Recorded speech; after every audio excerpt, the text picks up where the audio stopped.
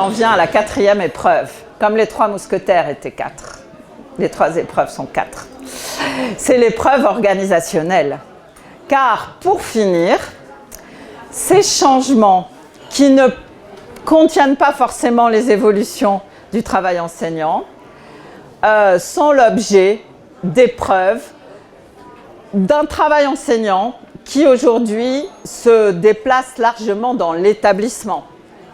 Et donc, on a affaire à la fois à des conflits de l'autonomie pédagogique, parce qu'au fond, tous ces changements qui font intervenir aussi les chefs d'établissement, l'encadrement, parfois d'autres collègues, se passent dans un espace plus large, qui transforme aussi et qui donne un contenu, un quatrième ensemble de tâches pour les enseignants, à part faire la classe, préparer les cours, évaluer les cours, c'est le travail dans l'établissement.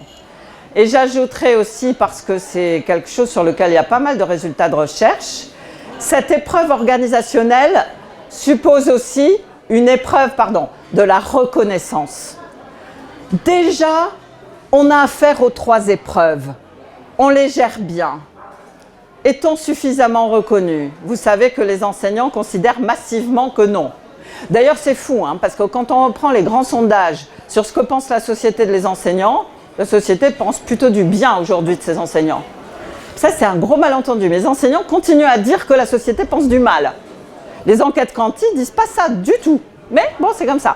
L'idée qu'il y a un déficit de reconnaissance, mais qui sans doute s'adresse aussi à la hiérarchie. On l'a vu beaucoup dans le pas de vague, peut-être dans les stylos rouges, et qui s'adresse beaucoup aussi à l'encadrement. Parce que d'après moi, il y a l'idée que déjà on répond aux évolutions sociétales, et ensuite on nous demande aussi de mettre en œuvre tous ces changements, toutes ces réformes. Et l'idée du déficit de reconnaissance, il peut bien aller là, d'autant plus que cette épreuve organisationnelle se confronte à une contradiction majeure. Pour mettre en route tous ces changements, toute cette complexité pédagogique, sans doute convient-il de monter le niveau de compétence des enseignants. Et c'est bien ce que font les SP, les INSP, la masterisation, l'élévation du niveau de qualification. Mais d'un autre côté, cette formation des enseignants pose problème, on pourra y revenir à certains égards, et d'un autre côté, on observe aussi des velléités d'extension du contrôle sur les pratiques enseignantes, justement par des changements qui sont conçus comme des applications, parfois, de prescription. Et donc, l'introduction de la culture des résultats, le nouveau management public, l'idée que les chefs d'établissement doivent être aussi, si vous voulez, avoir une culture de l'encadrement, parfois assez autoritaire dans le modèle français du rapport à la hiérarchie, pose problème. Je vais vite parce que j'ai bientôt fini mon temps de parole. Je suis persuadée, sans pouvoir vraiment être sérieuse dans ces résultats, qu'une bonne partie du malaise à l'école vient des contradictions aujourd'hui. La contradiction numéro 2 que je viens de nommer. Il y a un malaise dans le rapport à la hiérarchie. Dans le pas de vague, cet incident terrible de cette prof filmée dans un bazar absolu, vous savez, avec un pistolet en plastique et tout ça, là, vous vous rappelez de ça? Il y avait à la fois, sur les réseaux sociaux, le hashtag pas de vague, c'était à la fois des demandes très fortes de protection de la hiérarchie et des contestations tout aussi fortes de la hiérarchie dans ce qu'elle proposait, dans une contradiction tout à fait particulière.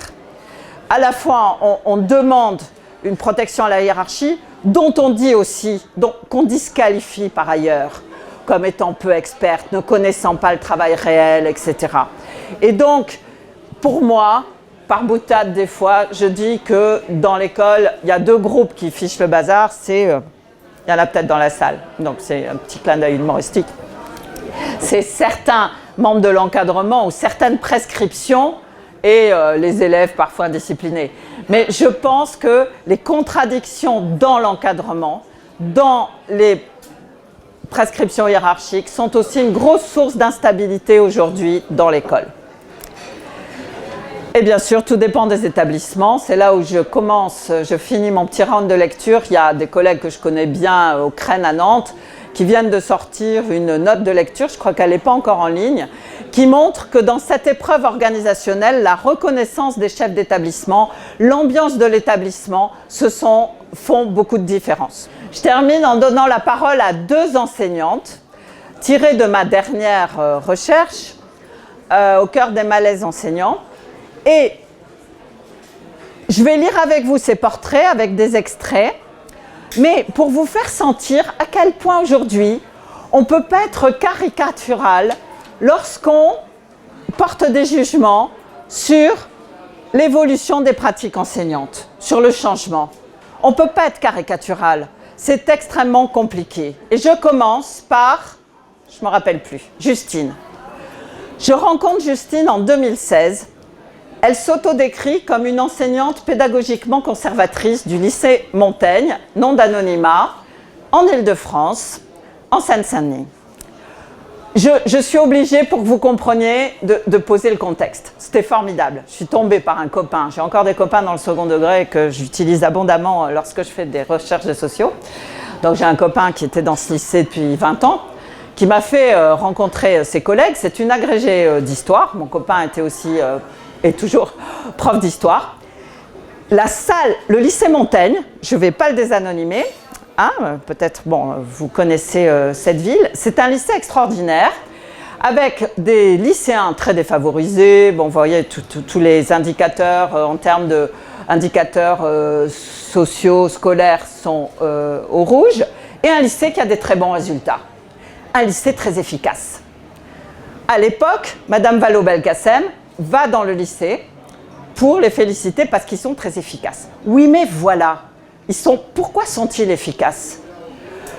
Une partie de la salle des profs pense que c'est le taux d'agrégé, la pédagogie extrêmement traditionnelle, mon copain, c'est ma génération, un peu post-68, hein, donc les jeunes enseignants, disent mon copain qui a mon âge, ils sont assez... on ne moufte pas, autorité assez marquée, beaucoup de boulot, très directif, style pédagogique assez traditionnel. Pour une partie de la salle des profs, c'est ça. Pour l'autre partie de la salle des profs, c'est les CPE, la bienveillance, etc., qui est responsable de l'efficacité du lycée. En fait, je caricature, mais je ne sais pas si ça correspond à des choses que vous connaissez. Il y a un bout de salle des profs bienveillance et un bout de salle des profs exigence dans ce lycée. Et ils se disputent quand même pas mal, mais sympa. Et puis ça correspond à des options syndicales. Justine, quand je la rencontre, se situe dans la salle des profs exigence. Et c'est pour ça qu'elle dit qu'elle est pédagogiquement conservatrice.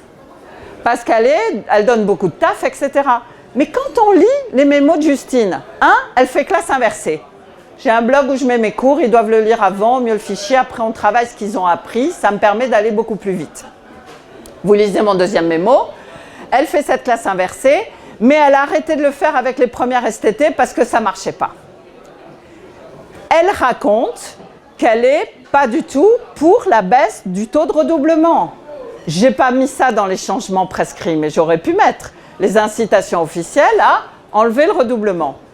Qu'est-ce qu'elle explique ? La dame, envoyée du ministère avec Najat Vallaud-Belkacem au moment du fait que ce lycée a été félicité pour ses bons résultats, m'expliquait qu'il y aurait beaucoup plus d'aide personnalisée, mais je lui disais, du coup, vous demandez à ces élèves de faire 2 années en une, l'année de seconde qu'ils ont ratée, l'année de première qui est très difficile.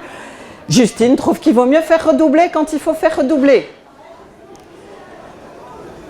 Je trouve, dans un autre sens, Justine a passé toute sa jeunesse dans l'éducation populaire. Elle est assez proche de certains mouvements d'éducation populaire. Je trouve que c'est difficile de ne pas leur laisser le temps de grandir alors qu'on parle tout le temps de psychologie de l'adolescence. Est-ce que moi je suis efficace? Les élèves me renvoient ça. J'ai peu d'absence dans mes classes. Beaucoup d'élèves sèchent les cours où ils ont l'impression de perdre leur temps. Et Justine, j'ai pas complètement j'ai laissé le côté rédigé. Justine n'aime pas le côté démagogique des projets interdisciplinaires à tout va, qu'elle appelle des gros bazars. Mais elle fait quand même un projet interdisciplinaire sur le pigment avec un prof de maths et un prof de physique, je crois. pour aller à Florence. Mais impossible de nous travailler avec des gens qu'on n'aime pas. Quand on est prof, on aime ce côté individuel, on aime travailler tout seul. Voilà Justine. Résiste-t-elle au changement? En tout cas pas au changement de modernisation de support. Elle fait classe inversée. De temps en temps interdisciplinaire quand ça a du sens. Et pourtant, elle résiste, elle n'est pas d'accord pour ne pas faire redoubler, etc. Et on voit qu'il y a une hybridation entre les changements qu'elle s'approprie comme enseignante et les changements qu'elle ne s'approprie pas. Et je termine par un autre portrait, suite Catherine, qui est une prof d'espagnol interrogée en 2016 au moment de la réforme Vallaud-Belkacem, vous savez, à moitié défunte, hein, sur les enseignements, les EPI, c'était quoi EPI EPI, enseignement, j'ai oublié le sigle, pratique interdisciplinaire, EPI. Bon, j'ai oublié le sigle, enfin bref. Bon, Catherine est d'accord pour réformer, pour changer. Il y a un problème, on le sait, c'est pas idiot. Il y a toujours des gamins qu'on laisse de côté, c'est pas normal. Je suis pas anti-réforme. Il y a des collègues, c'est non. Je viendrai pas aux réunions. Moi, je suis pragmatique, je veux bien essayer, mais je veux avoir toutes les données, pas foncer tête baissée. J'ai la chance d'avoir une principale qui est assez souple, qui nous impose pas trop de réformes, de réunions, qui reconnaît quand même notre travail. Vous voyez, les preuves organisationnelles. Mais d'un autre côté, plus loin dans l'entretien, hein, j'ai évidemment astucieusement mis des citations un peu en tension. C'est sûr qu'il y a un sentiment d'imposition. On nous dit qu'il faut faire ça, c'est la solution idéale. La DP2, me demandez pas ce que c'est que la DP2, je ne sais plus. C'est fini, les classes bilangues, l'histoire des arts, ça disparaît. Maintenant, c'est la PEAC, ça je sais. C'est parcours d'éducation artistique et culturelle. Dans l'autre, c'est le mot à la mode, on est dans les parcours. Mais ce qui me gêne dans cette réforme, c'est qu'on fait des choses un peu n'importe comment. En septembre, on y va, mais c'est du bricolage et c'est gênant. Ce que je regrette, c'est qu'on nous présente ça comme la solution idéale, alors qu'on ne l'a pas vraiment expérimenté, sauf dans quelques collèges. Le travail de groupe, on le fait, mais par affinité, le fait d'imposer les choses, ça risque de casser ça. Je trouve qu'il y a quand même inertie. Je trouve que certains disent tout le temps non, l'emploi du temps, etc., ça me saoule. Et je termine sur Catherine, qui est la compagne d'un prof de PS, qui n'était pas du tout content avec la réforme du collège de l'époque. Le fait de se sentir dépossédés de leur discipline, ils en viennent presque à jouer au ballon prisonnier. C'est Catherine qui le dit, moi j'en sais rien. Ils sont mal, on va jouer au foot en anglais maintenant. Donc ça doit venir quand même de résistance, enfin, ou de critique de la part de son conjoint ou de ses collègues profs de PS. Les passerelles, il faut les faire, on n'a pas le choix, mais moi je les fais déjà. Alors peut-être que les EPI, ça peut aider. Vous voyez que peut-être que Catherine, suivant certaines représentations, serait considérée comme une résistance à la réforme du collège, mais que quand on zoome un peu plus fin sur ce qu'elle dit, ce n'est pas cela qu'on trouve. Et c'est pour cela que je termine par ces deux portraits qui brouillent, j'espère, les lignes un peu trop simples d'appréciation des réactions des enseignants aujourd'hui face aux réformes. Et je reprends l'idée du portrait de Catherine, que parfois les changements sont des solutions à tout faire sans accord sur la construction du problème. Je reviens à l'analyse stratégique de Crozier et Friedberg. Pour ces sociologues, l'important, les solutions, c'est bien, les élites françaises en ont toujours, disent Crozier et Friedberg. Le problème, c'est quel est le problème de la solution? Et ça fait un peu du Woody Allen. Très bien la solution, mais vous me rappelez quel est le problème? Et donc, en fait, il y a bien cette idée qu'aujourd'hui, on a des solutions sans qu'il y ait accord sur la construction du problème.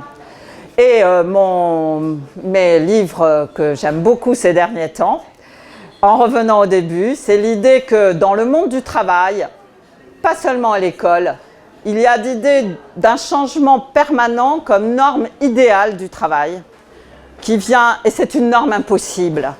C'est Marianne Dujarrier dans l'idéal au travail, un bouquin que je recommande à tout le monde et qui est très fort parce que je crois qu'aussi, là on reste à l'école, on est dans une association à l'école d'éducation et puis moi je suis expert de l'école, hein, mais je pense que l'école gagne à réfléchir au travail enseignant en allant voir ce qui se passe aussi un peu ailleurs dans la société et c'est ce que fait Dujarrier. Françoise Lanthomme, qui a le travail sur l'école, a montré aussi que les enseignants résistent et s'approprient les réformes et les changements en même temps parfois. Et que il serait faux de séparer ces deux mouvements, mais qui ont sans doute pas la même temporalité, et elle l'a vu je pense, elle a analysé les enseignants de lycée professionnel face au projet pluricatégoriel, PPCP. Mais sans que soit comblée la distance entre travail réel et prescription dans une école dont les finalités sociétales sont brouillées. Et j'en reviens à ce travail réel qui doit, me semble-t-il, porter toute notre attention et le soin aussi des politiques publiques. Et je termine en faisant un peu de pub pour la revue dont je m'occupe, après tout. Voilà, on revient au côté bistrot, j'ai presque fini. C'est que ce métier qu'on dit beaucoup en crise, ce qui me frappe, c'est qu'il attire aussi beaucoup de reconversions professionnelles. Alors du coup, je case mon numéro de recherche et formation sur les reconversions professionnelles, mais je le dis très sérieusement à la fin de la conf. Oui, c'est un métier en crise, oui, bousculé, oui, inconfortable, mais qui attire des gens qui viennent de métiers beaucoup plus reconnus, statutairement, mieux payés, etc. Et c'est peut-être pas un hasard. Et du coup, il y avait non pas les portraits que j'ai faits, mais une autre enseignante que j'avais interrogée pour mon livre et qui l'avait trouvé trop pessimiste et qui trouvait que je tombais dans le travers de trop m'intéresser aux malaises et aux problèmes et pas assez au sens. Et j'espère que j'ai toujours ce biais de le faire parce que j'espère pouvoir soulager, expliquer, comprendre les problèmes en tant que sociologue et les soulager, mais j'espère que je n'ai pas donné non plus une vision trop pessimiste parce que ces épreuves, eh bien, beaucoup d'enseignants s'y confrontent avec réussite et avec le sens qu'ils donnent aussi au métier. Et c'est là-dessus que je conclus.